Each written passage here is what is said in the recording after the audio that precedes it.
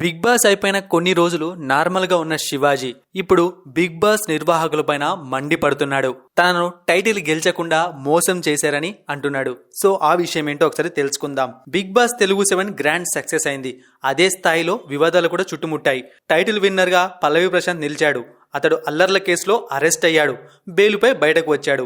Telugu big boss చరిత్రలో winner arrest కావడం ఇదే మొదటిసారి. బిగ్ బాస్ షోలో సీరియల్స్ లో పాపులర్ అయిన అమర్దీప్, ప్రియాంక జైన్, శోభా శెట్టి, అర్జున్ అంబటి టాప్ సెలబ్రిటీస్ గా ఉన్నారు.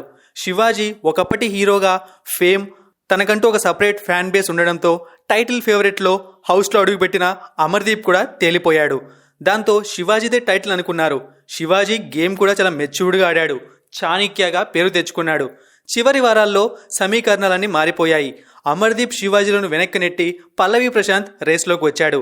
అయితే బిగ్ బాస్ నిర్వాహకులు తనను విలన్గా చూపించారంటూ శివాజీ చాలా కోపంగా ఉన్నాడు. తాజాగా అతను ఒక ఇంటర్వ్యూలో మాట్లాడుతూ, నేను ఎపిసోడ్స్ అన్ని చూశాను. 12వ వారం నుండి విలన్ చేసి చూపించారు. ఎడిటింగ్ ట్రిక్తో మ్యాక్సిమం నెగిటివ్గా ప్రొజెక్ట్ చేశారు. ఇలాంటి సంఘటనలు మళ్ళీ జరగకూడదు. మీకు ఇష్టం లేకపోతే ఎందుకు కంటెస్టెంట్స్గా తీసుకున్నారు? ఇంత పెద్ద షోలో ఇలాంటి సిల్లీ థింగ్స్ కంట్రోల్ చేయకూడదు. సినిమా, టీవీ ఏదైనా ఎలాంటి ప్రయత్నాలు చేయవద్దు.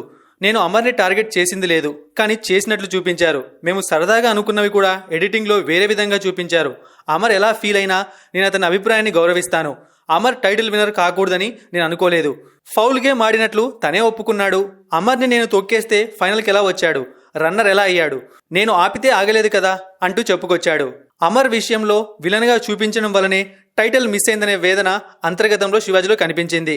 చివరి వారంలో కెప్టెన్ అయ్యే ఛాన్స్ అమర్కి వచ్చింది. అప్పుడు శివాజీ సపోర్ట్ చేయాల్సింది, కానీ చేయలేదు. అందుకే అమర్ బాగా ఏడ్చాడు. అది శివాజీకి మైనస్ అయింది. ఇక మొదటి వారం నుండి శివాజీకి సీరియల్ బ్యాచ్తో బాగా గొడవలు జరిగాయి. మొత్తానికైతే టైటిల్ వేటలో అడుగుపెట్టి చాణక్యగా పేరు తెచ్చుకొని బయటకు వచ్చేశాడు శివాజీ.